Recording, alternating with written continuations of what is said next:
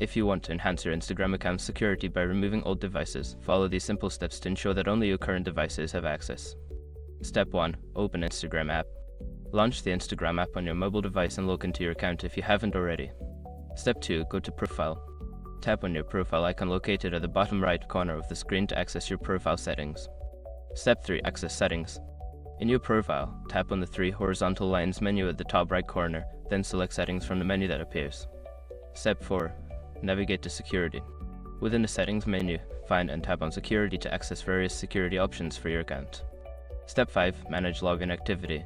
Under the Security section, tap on Login Activity. Here, you will see a list of devices that are currently logged into your account. Tap on the 3 dots next to any device you wish to remove and select Logout to disconnect it. By following these steps, you can easily manage and remove all devices from your Instagram security settings, ensuring your account remains secure.